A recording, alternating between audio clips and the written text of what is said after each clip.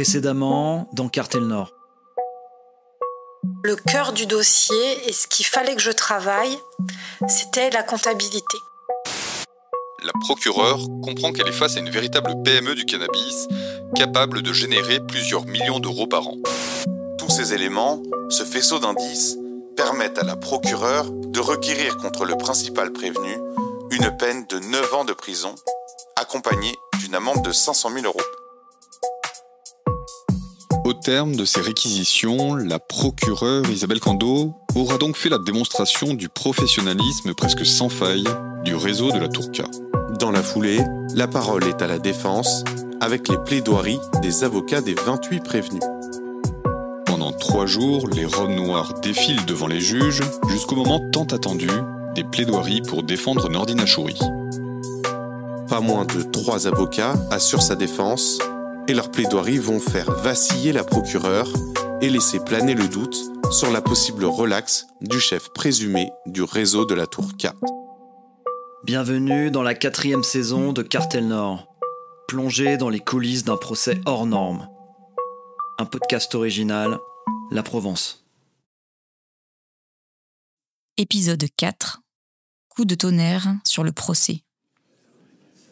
Lundi 28 septembre 2015, 14h40, dans la dernière ligne droite du procès du réseau de la Tourca, vient désormais le temps des plaidoiries.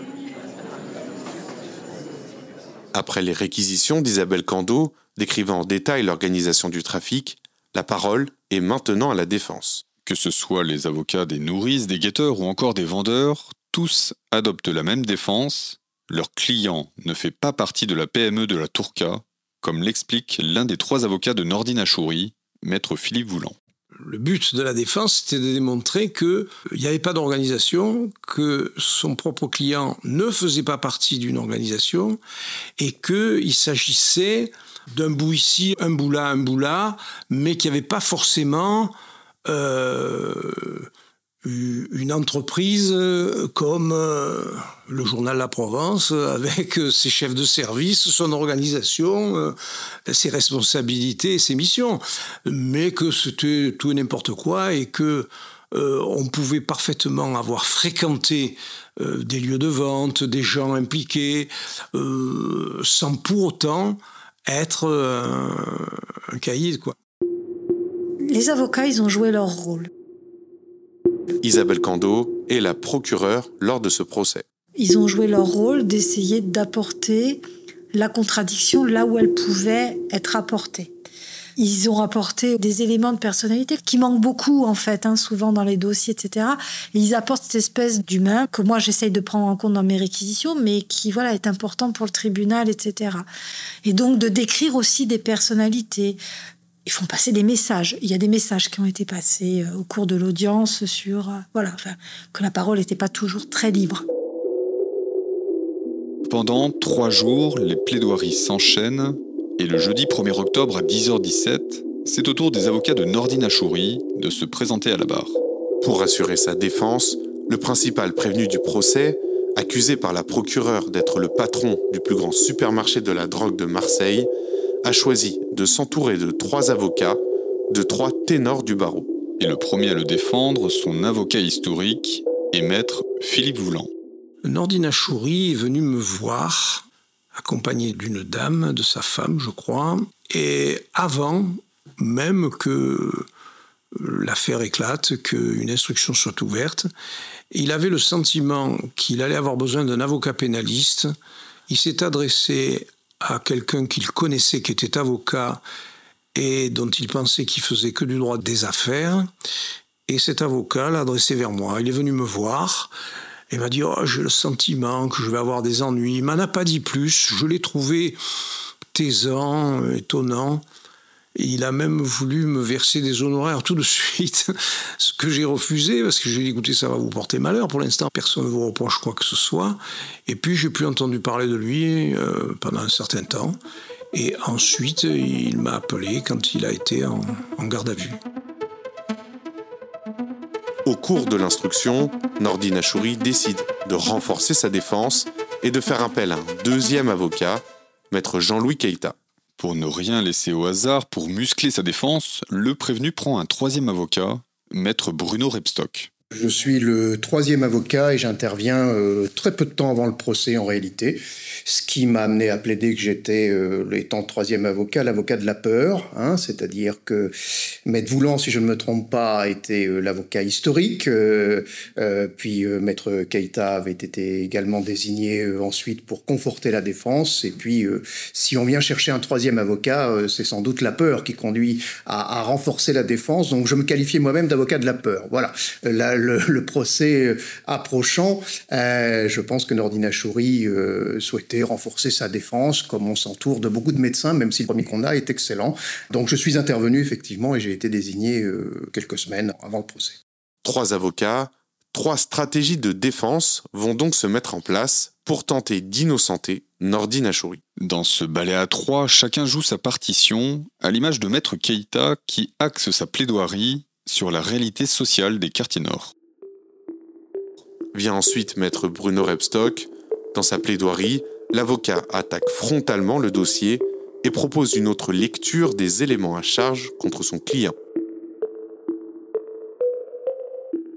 Je voulais rappeler au tribunal quand même que là, maintenant, nous étions au temps de la preuve. Pas des supputations, pas des faisceaux d'indices, pas des suppositions, pas des constructions intellectuelles, pas des rumeurs, pas des renseignements anonymes. Fallait prendre toute la matière, elle était riche, il y a eu une instruction, il y a eu une enquête policière, on avait des pages et des pages et des pages et des pages d'écoute téléphonique, c'était intéressant de confronter tout ça. Donc le dossier, rien que le dossier. Et ce qui est intéressant, c'est de confronter précisément la réputation ou les accusations portées contre Nordine Achouri, c'est-à-dire étant le bénéficiaire économique suprême d'un trafic d'ampleur, avec des bénéfices qui seraient considérables, avec ce qu'était son train de vie, ce qu'était son environnement patrimonial, ce qu'était sa manière d'évoluer, sa manière de vivre. Voilà.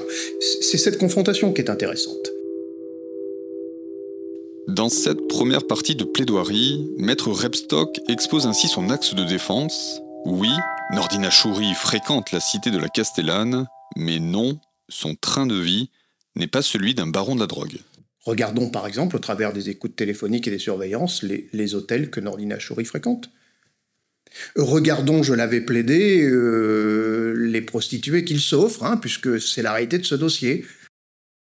Voilà, alors vous voyez, pour être clair, direct et concret dans le dossier, quand on échange au téléphone pour rencontrer 2 filles à 50 €, vous voyez, je me dis quand même que pour quelqu'un qui est le bénéficiaire économique, il pouvait avoir, même sous cet aspect-là, un standing un peu différent. Quand on séjourne à l'hôtel Bonsaï, qui s'appelait comme ça à l'époque, je sais plus, sur l'autoroute Nord, vers l'hôpital Nord, je me rappelle avoir plaidé que effectivement, il pouvait s'offrir une autre vue que celle de l'autoroute et de compter les voitures. Il aurait pu regarder la mer, par exemple, et les yachts, voyez. Et donc je trouve toujours intéressant, quand on ne peut pas s'offrir tout le cheval, peut-être qu'il aurait aimé pour sa fille s'offrir Titus en entier. Quand on ne peut pas s'offrir Titus en entier, je me dis que même par amour pour sa fille, on est freiné, vous voyez, c'est intéressant. Quand on ne peut pas acheter un van et que donc on ne peut pas déplacer Titus, c'est intéressant, par exemple. Voilà. Et c'est ça qu'il faut confronter en réalité dans un dossier. En plaidant ainsi sur le fond du dossier, sur la réalité du train de vie de Nordine Achouri, maître Rebstock déstabilise la procureure Isabelle Cando.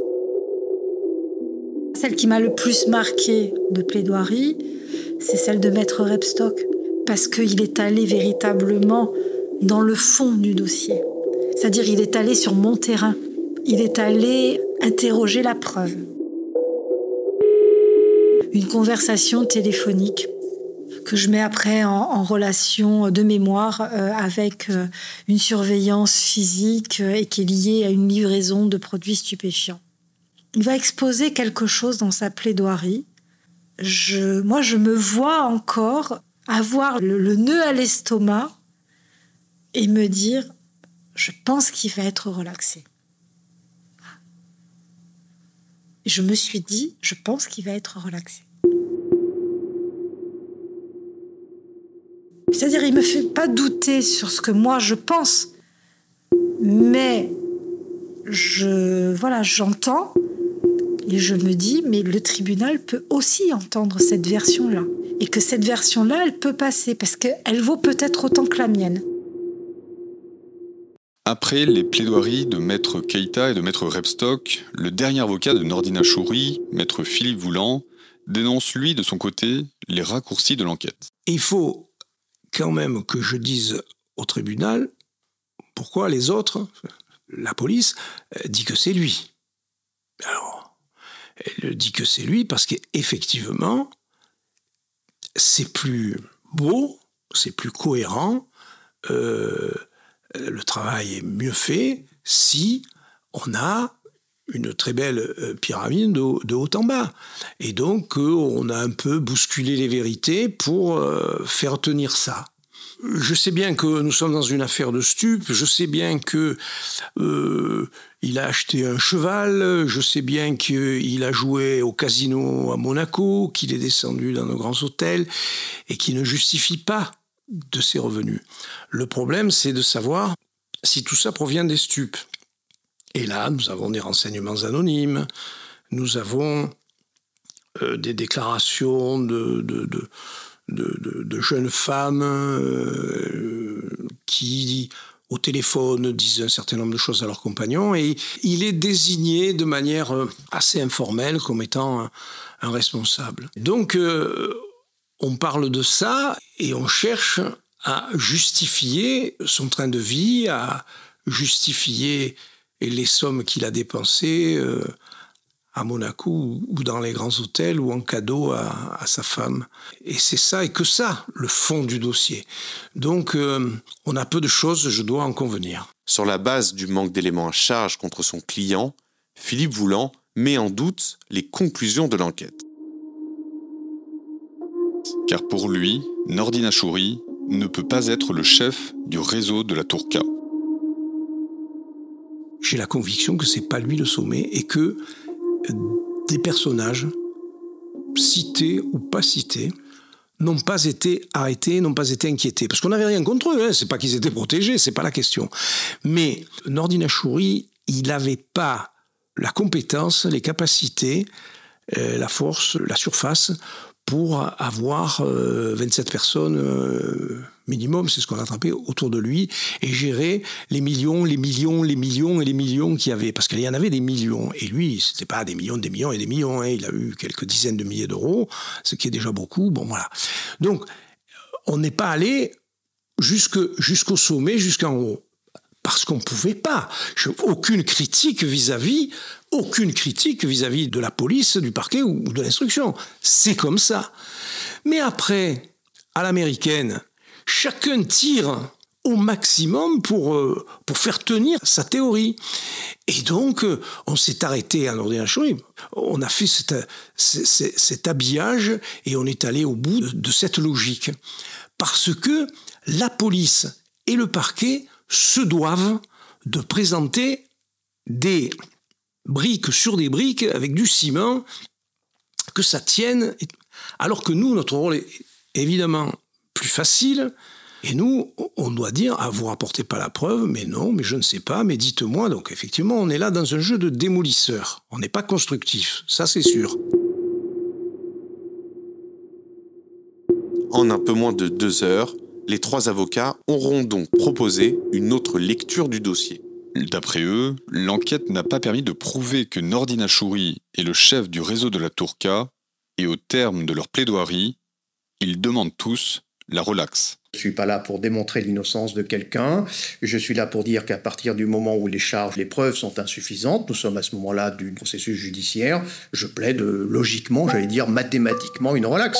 La question, c'est pas que je sois convaincu de l'innocence de Nordine Achouri, c'est que je sois convaincu qu'il n'y a pas de preuves suffisantes pour le condamner, et en tout cas pour le condamner à la hauteur de ce qui est requis. Après 16 jours d'audience, les plaidoiries des avocats marquent donc la fin des débats au procès du réseau de la Tourka. Présenté par l'accusation comme étant le chef de cette entreprise du stup, Nordine Achouri n'a pas, selon la défense, les habits d'un baron de la drogue. À 6 jours du délibéré, le suspense reste donc entier pour savoir si Nordine Achouri va être condamné. Un nouvel épisode de Cartel Nord chaque mercredi sur les plateformes d'écoute habituelles. Cartel Nord est un podcast original, La Provence. Retrouvez tous les autres podcasts sur laprovence.com.